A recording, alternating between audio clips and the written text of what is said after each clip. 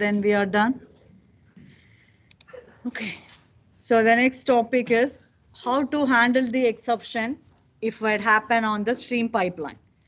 So your regular approach, whichever code will throw an exception, we put that block in a try batch, right?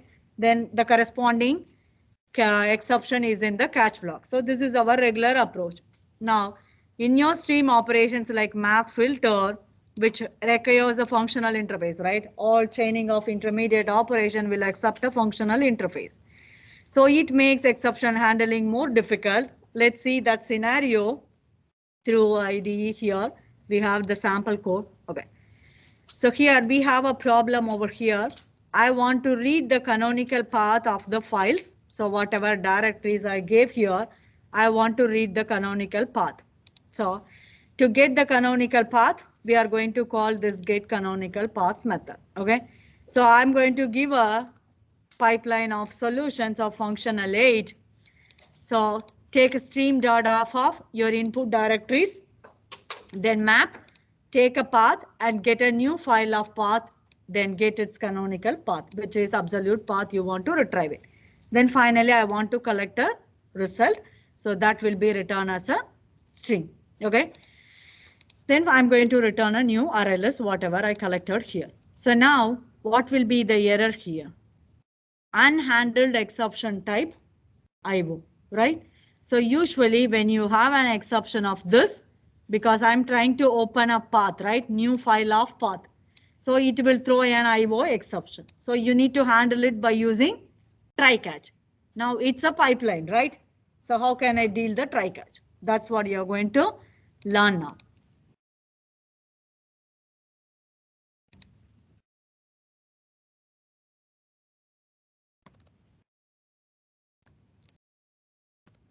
So here is the problem. I need to handle the try catch because this is a functional interface of map. Inside the map, I open a path. So how do we fix it? You can handle inside the Lambda. So that's what handle inside Java file we have. Okay. So here, this is the code will throw an exception. So inside the map, you can put a block of code and put a try catch, right? So this is your approach. But look this code. It looks like imperative style, right? Not looks like functional. So this is the one best way. You can put a try catch inside. But as we know, the stream pipeline putting this code not looks more readable and not a functional way. Do you have any idea? How do we deal this?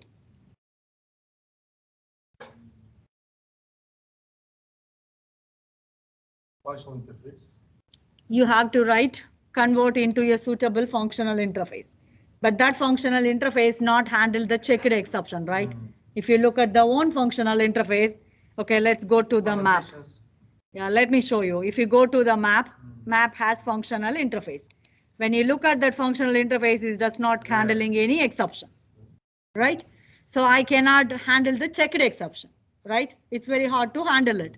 Okay, it's a good idea. Then what we need to do? Create your own functional interface, put throws IO exception, and you can handle it, right? That is the one approach. Any other approach? Annotations. Annotation, how can you use annotations? Okay, so, okay, here is the easiest solution. What we can do it is, this is your mapping function, right? So capture it in a method, separate method, okay, easiest solution. So map unchecked canonical path, you are creating a one method, okay? So here, as we mentioned, if you look at this problem, I need to throw IO exception, right? So only we are talking about how to handle the checked exception. So for this one, here is the recommended solution is, you can create a method which works with the mapping, right? So what the map will do, take a input and return a value. So take a input of your path and return. So that's what we pass a path. What is your return type? It's a canonical path of string. Okay. So inside this method, I'm not going to do throws IO exception because it's a checked exception, right? So dealing this one is the hard part on your pipeline. Instead of that, The approach here recommended way is catch this as an IO exception and convert it into a runtime, not as a checked. Okay, catch this exception, and if I convert it into a throw new exception, then I no need to give throws IO exception. Okay, so this is the one easiest approach to handle your stream pipeline. Convert this code into a method or suitable functional interface of your own interface. Then get the exception, catch it as an IO exception, but you are going to throw it as a runtime. So we convert everything as runtime. So let me run this code.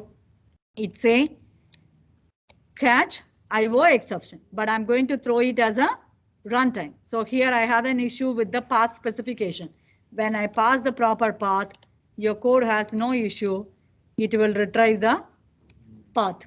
So if I have some exception, which we are going to deal it with separate method, we are converting our checked into unchecked or runtime exception. So this is the easiest way to handle your stream code exceptions.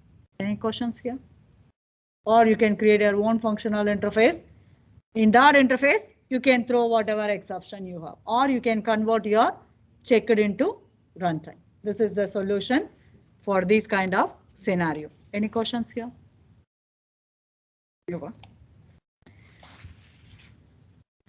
Question? Runtime it stops there. Yes, always it will be. We are not handling it. Just we throw it. Okay. Any other questions? Okay.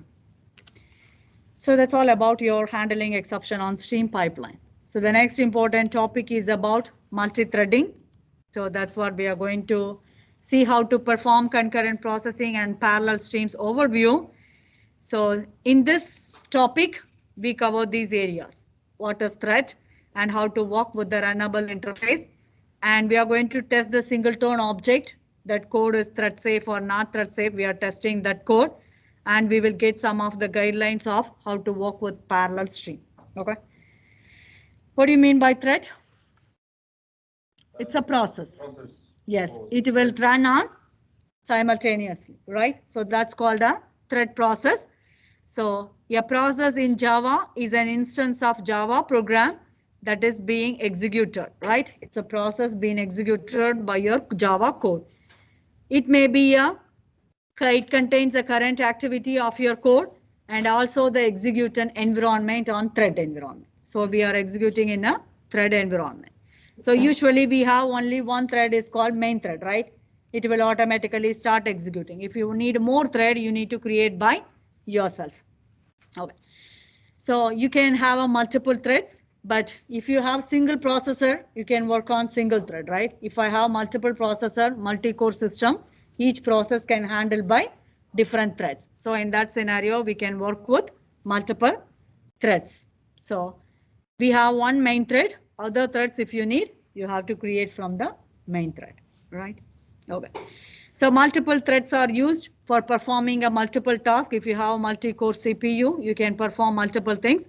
So maybe one can work with UI thread, another one can work with the computation, right? Another will take the client request. Like that way, you can manage your work by doing multi-thread. So that's what multi-core OS, if you use, each thread can do it your own work. That's what we need, a speed performance, right? Okay.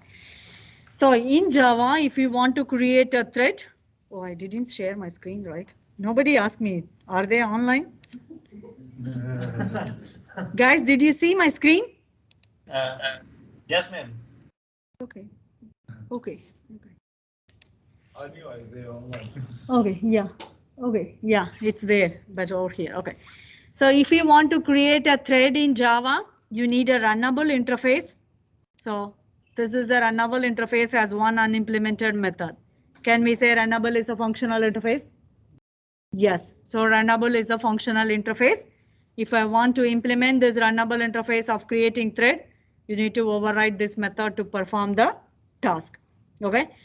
So you need an object of runnable, then that thread dot start, your code will start. Let's see the simple example here. And also we can do the thread by using Lambda implementation. Okay, good. to here.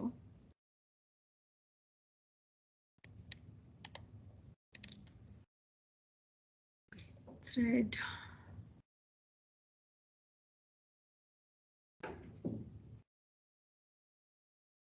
Thread singleton. Just we have a thread test.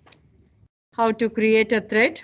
So if you want to create a thread, you need a runnable interface and you need to override this method. This is an anonymous implementation we did. If I put semicolon, it is wrong. Interface, you cannot do the implementation directly, but I can do it in anonymous way. So I override the method and put semicolon here. Then, as we mentioned, runnable is a functional interface. So what is the argument taken by run method? No argument. So no arguments. Your lambda operator, your implementation is this. So if I want to start a thread, you need an object of new thread, pass your runnable object in your thread and you can call start. This way you can start your thread. So when I run this code, it will give me the message. So 2 threads are started. Please take a look at this code, how the runnable interface is implemented using anonymous way and with lambdas. So this may be useful if I ask you to convert anonymous to lambda, right? This is one example.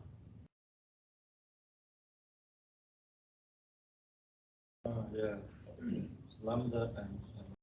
Yes, anonymous implementation to lambda. So you need to know how to do this. Okay. Any questions here? Okay, what we are going to do it is, we are going to test the singleton pattern by using all these approaches. Okay, so that's what we will go one by one. Testing singleton using a single thread. So we are going to test the singleton object creation by using a single thread environment. So we have a class called singleton and the test class is singleton thread2. Okay. Class name is singleton. I hope you remember the implementation. So if I want to perform a singleton instance, you need to create as a instance of private static. Final. Then I want to know final if I don't want to override, right? So because over here, I want to make a count how many times we made a call to get an instance. So that's what this also declare as static. If instance is created, it will increment the count. Okay. So if my constructor is private, you need a one public get instance method as static, which return an object. So inside this object, I'm going to check if instance is equal to null, call this object. Then it will increment the count, right? So do you have any question on this singleton object creation code? Okay. Now we are going to test this code on single thread environment. So we have class single thread test2. Okay. Single thread test2. Okay. Look at this code. I'm going to call 10 times this create and start thread. So inside this method, I'm going to create a runnable interface. So inside that interface, we created 1000 times of call to the get instance method. So this thread will make 1000 call to this get instance. Then if I want to create a thread, you need a thread object, pass your runnable interface dot start. So your thread will start. But what we are going to do it is, one thread can complete after 10 milliseconds, we are going to start another thread. So this is a thread safe code, right? So if I run this code, how many times if you make a call, you will get only one instance because we are running this on single thread environment. So this code will be thread safe because we put a sleep timing for each thread. Once the first thread is completed, then it will. So we created 10 thread, right? So in your logic, so we call 10 times of thread created. Once the first thread is finished, another thread will do. Do you have any question on this idea? How to run in a single thread environment? Your code is thread safe. Okay. Now we want to run the same singleton class, but I want to test it in multi-thread environment. Let's see how the code works. So your code is multi-thread test. But the input code is same. The singleton is same, but we are going to call multi-thread test. Okay, so this is same. 10 times you are going to call multiple calls. So in this multiple calls, what we are going to do it is create a runnable interface, which makes 5,000 times call to the get instance method. Okay, so parallelly we are starting 1000 thread, right? Thread dot start without time interval. Did you see the previous code? You see the single tone 2, right? Sorry. What is the main code? Single thread test 2. Single thread test 2, right? So we start each one with the time interval. But once you look at this code, we started concurrently multiple threads. So if I run this code, see here, I get 2 instances. When I run next time, I will get 3, right? Where the issue happen? Can you think about what is the issue with this code? Not stopping. Not stopping. Then also, how come I get 2 or 3? As a single tone means I need to get how many times I call, I need to get 1 instance.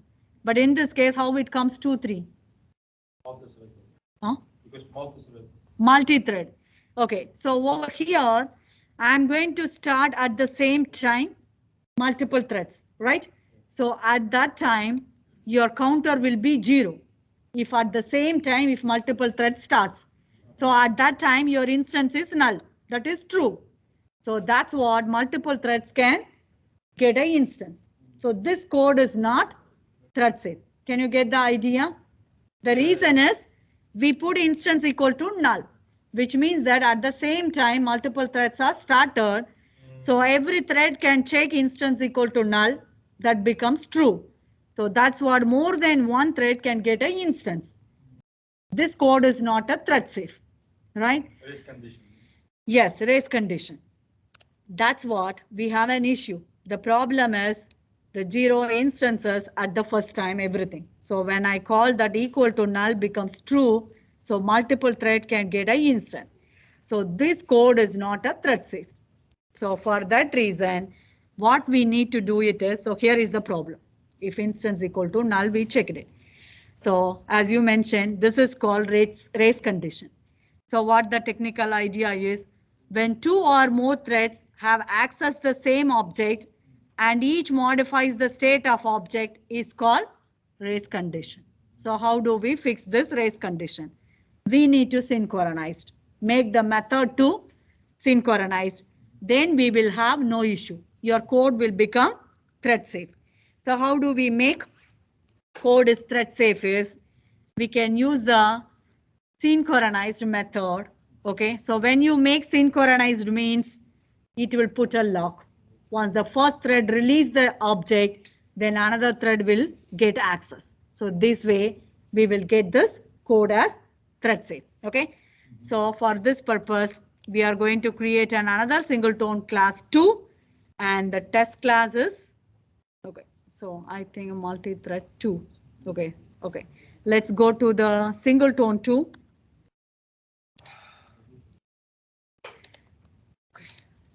So we created a singleton 2. Everything is same, only changes. We put this method as synchronized as well as this count method is also synchronized. Then we are going to test the same code with multi-test 2. Everything is same. Okay, but what the method object we are using is singleton 2. So in the previous case, if you use singleton 1, it will give a not thread safe code. Now if you run this code, how many times if you call, you will get 1 instance. So this way your code become thread safe. We put a synchronized log. Okay, any questions here? If I'm not including this in the exam lesson, I think many people are not serious and active. If I say this is included in exam, maybe active. I'm not sure the reason. Okay, few people I noticed. Okay, okay.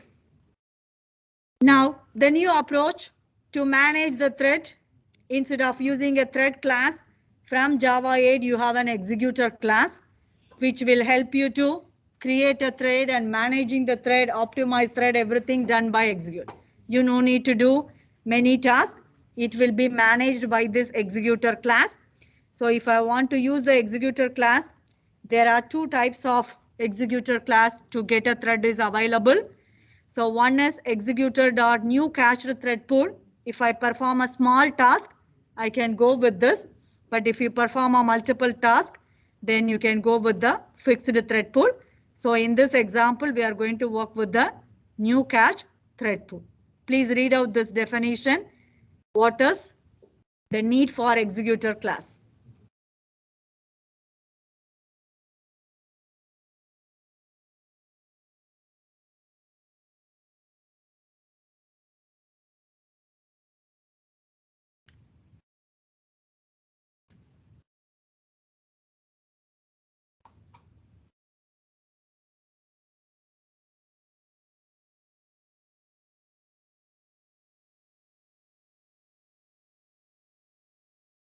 Any questions? Okay, let's see the implementation. Okay, so we done with, instead of creating a runnable interface and thread, we use the executor class to manage the thread. So that example is we have a synchronized singleton and multi-thread test with executor. Okay, so synchronized singleton, the same code, we just make the method as synchronized. Even this is enough. You don't need to make this one is also as a synchronized. Okay, go to your multi-thread test with executor. Okay, so how we created a thread, runnable interface and new thread, right? So now this can be done with executor class. So create an executor object as static, executor.new cached thread pool. Okay, so now you need to create a runnable interface, and inside, instead of thread class, we are using an executor class. So here is your executor class dot execute of put your runnable interface. So in the previous case, you need a thread object, right? To manage the thread, you are using a thread class, but now we are doing with executor class. So this will be more optimized performance from Java 8. Okay, so it will manage the creation and optimization, everything will be done by this one. So now this code is also thread safe, the same way. Okay, so yes, so how many times you call, you will get the same result. But the method is, instead of thread class, you are using executor class. This is from Java 8 to manage your large application. So this will be a effective approach. Okay, any other questions here? Yes. I don't understand about, okay, we have one process to main thread. Yes. And we each time when we execute it calls from other thread. Yes, yes. From the main thread. From the main thread. thread, we create multiple threads. Multiple threads. Yes. From the main thread only. Okay. Any other questions? So we are done with the thread part. Okay. So the next part is the sum of the useful guidelines to work with parallel stream. So this is our last topic. Okay. So when you create a parallel stream from the collection, the elements are processed parallelly, right? So everything will be done in separate thread. So each stream, some collections are good with parallel and some collections are good with sequential. That's what we are discussing, the guidelines, what will be the best. Okay, first point, don't use parallel streams if the number of elements is small, right? The improved performance will not in case outweigh the overhead of costing with working with parallel stream. So I have only 10 elements in my collection. You no need to go for parallel stream. It's a costly operation, right? So if your collection is too small, don't call parallel. That is your first guideline. Okay. I will show you one example. Okay. How it is efficient if you work on single and parallel. The second point is operation that depends on the order of elements in the underlying collection should not be done in parallel. When I do find first, you don't do parallel. In that scenario, which method is suitable? Find any. Find any. Yeah. So when you do work parallelly, don't call find first. And also limit. Limit means how we determine the work is going parallelly. So these kind of operations don't go for parallel. Any questions here? Okay. Third point. If the terminal operation of the stream is expensive, like collectors.join, if I want to combine the result, so in that case, your parallel operation is expensive. Okay. So in that kind of scenario, if I want to perform the task repeatedly, then don't go with parallel. Okay. And translation between primitives and other wrapper types becomes very expensive when you're done in parallel. In that scenario, if your collection is primitive, go with primitive streams. If your collection is object, go with string. Okay. Don't convert the object to the primitives. So in that same directly use primitive streams. Any question on this point? Okay. The last one is certain data structures can be divided up more efficiently than others. For example, array list, hash set, and tree set, if you work parallelly, it's fine. But linked list, if you work parallelly, it's very hard. Why? Better to work with these data structures parallelly. If it is array list, hash set, and tree set. What about linked list is not efficient? Why?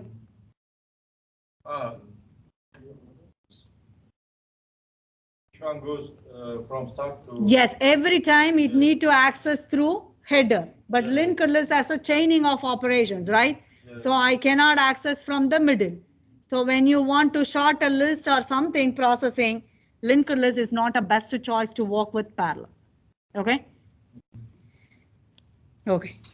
So, and another option is, you know which one parallelly good and which one is parallelly not good. The best recommendation is already we have some proof, right? So based on that benchmark record, you can go with. Okay. Also, if you are so interested in parallel programming, take that paper. That's a really nice paper if you want to become a parallel programmer, okay, in that environment. So at least take this parallel programming paper, will give you a proper guidelines. So over here, we give you a general guidelines, right? So if you take that paper, that will help you a lot. Okay. So to understand this one, over here, there is a benchmark record from the author, Warburton, Java 8 Lambdas, give an example of benchmark test that makes convincing case for choosing parallel processing over sequential processing for a particular task. Okay. So see the summary here. When running on a quad-core Windows machine, when the number of albums were just 10, the sequential version is 8 times faster than the parallel. When the number of albums was 100, the two versions are equally same, whether it's a sequential or parallel. When the number of albums was 10,000, then parallel is faster. So if your collection has more elements, go for parallel. So to show you this scenario, I created one example here, parallel stream.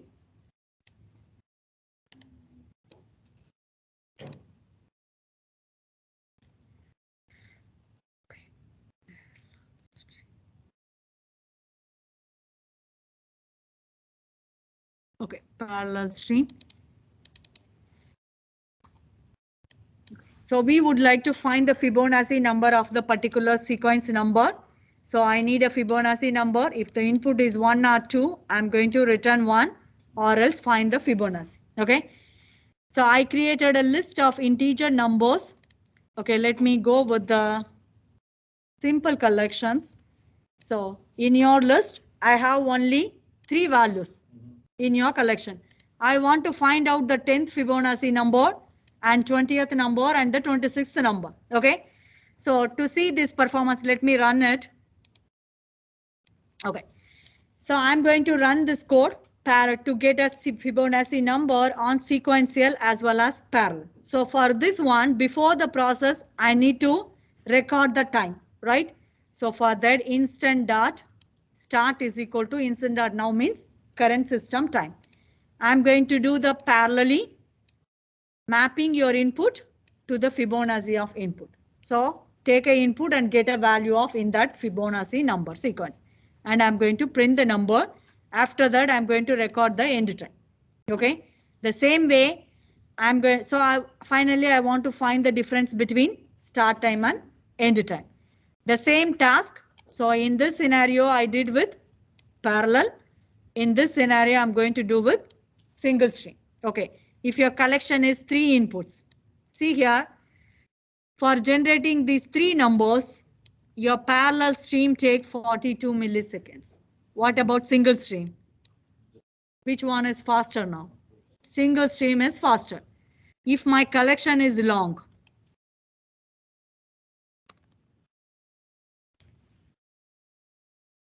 so look at this scenario. I have 6 inputs. When I run this code,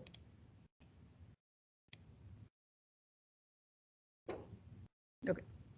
So it will take 1288 milliseconds in parallel. But if I work on single, 191. So just some benchmark record of parallel streams and sequential stream. Okay. By this way, with your experience, you can decide whether I can go with this stream or parallel. Okay. We are done for. I hope you are all free from my lecture today, right? You guys are happy. Okay. So now you have to do one task. Okay. Right now we have still time.